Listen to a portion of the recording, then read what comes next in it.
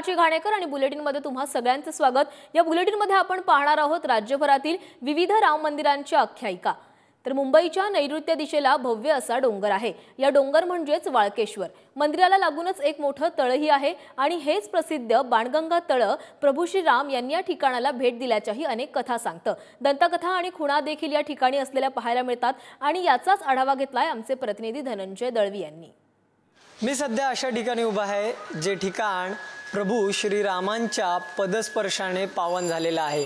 ते म्हणजे मलबार हिल परिसरातलं वाळकेश्वर आणि याच वाळकेश्वरामध्ये असलेलं वालुकेश्वर मंदिर।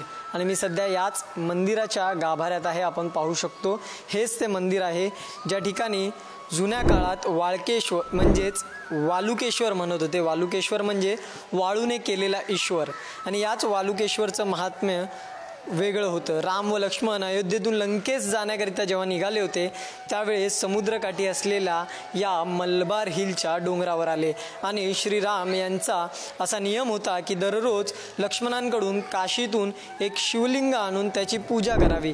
पण काशीतून लक्ष्मणाला शिवलिंग आणण्यास उशीर झाला आणि त्यामुळेच कुठेतरी श्रीराम यांनी समुद्रकाठावरील वाळूने शिवलिंग बनवले आणि त्याचे पूजन करून ते स्थापन केले।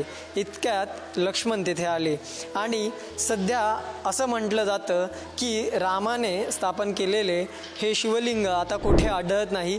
त्याचबरोबर अशी देखील एक कथा आहे की यवन लोकांच्या राज्यास कंटाळून ते गुप्त झाले असावे असंही म्हणतात। तर काही जणांचं असं म्हणणं आहे की इंग्रजांनी ते तोडून टाकले, मंदिरासोबत त्याचा विनाश केला। अर्थात या सर्वाचे पुरावे उपलब्ध नसले तरी ही एक कथा आहे आणि त्यातीलच हे सध्या असलेलं वालुकेश्वर मंदिर आणि याच मंदिराच्या परिसरात आपण सध्या होतो। आणि याच वाळकेश्वर मंदिराच्या लगत असलेलं जर आपण पाहिलं तर हे वालुकेश्वर जे देवालय आहे ते 1724 मध्ये रामजी कामत या सारस्वत ब्राह्मणाने या मंदिराची डागडुजी केली आणि ही देवालयाची जागा या ठिकाणी आपल्याला आता असलेली पाहायला मिळते।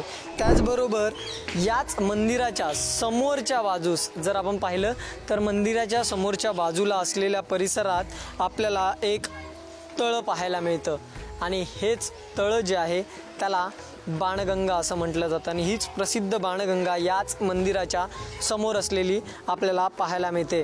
या ठिकाणी वालुकेश्वर मंदिरात जे शिवलिंगाची स्थापना केली त्यावेळेस प्रभू श्रीरामचंद्रास तहान लागली होती, पण पाणी कुठेही मिळत नव्हतं म्हणून त्यांनी एक बाण मारून ज्या ठिकाणी पाणी काढले ते बाण मारून पाणी काढल्यामुळे यातून हे तळ निर्माण झालं आणि यालाच बाणगंगा म्हटलं जातं। आता या ठिकाणी बाणगंगा, बाणतीर्थ, पाताळगंगा अशी नावे आहेत आणि श्रीरामाने पाताळातून बाणाने भोगावतीवर आणली म्हणून ती पाताळगंगा।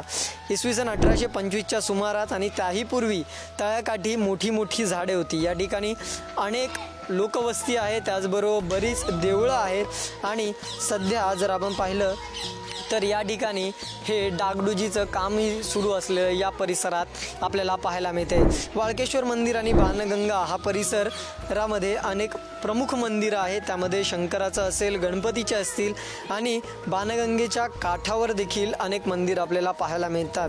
त्याचबरोबर आपण जर पाहिलं तर याच ठिकाणी जत्रा देखील भरवली जाते। सोमवार असेल, शिवरात्र असेल इत्यादी प्रसंगी या वाळकेश्वरा मंदिराच्या परिसरात आणि या बाणगंगेच्या परिसरात अनेक लोक येताना आपल्याला पाहायला मिळतात। त्यामुळे नक्कीच आपण जर पाहिलं तर हेच आहे ज्या ठिकाणी आजही प्रभू श्रीरामचंद्र येऊन गेले त्याच्या पाऊलखुणा असलेल्या आपल्याला पाहायला मिळतात आणि आजही हे सर्व या ठिकाणी जपून जतन करण्यात आलेलं आपल्याला पाहायला मिळते। त्यामुळे बाणगंगा आणि या ठिकाणी असलेले हे वाळुकेश्वर मंदिर ह्याचंच एक उदाहरण असल्याचं आपल्याला सध्या पाहायला मिळतंय।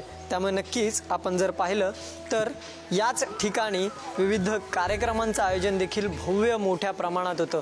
महाशिवरात्री असेल, रामनवमी असेल असे विविध कार्यक्रमांचं उत्साहात या ठिकाणी आयोजन देखील केलं जातं। त्यामुळे बाणगंगा तीर्थक्षेत्र त्याचबरोबर त्यासमोर असलेलं वाळुकेश्वर मंदिर याच्याशी प्रभू श्रीरामचंद्रांचा हा असा संबंध आहे। व्हिडिओ जर्नलिस्ट संतोष बोराडेसह Dhananjay Dalvi, Pudhari news, Mumbai. Thank you.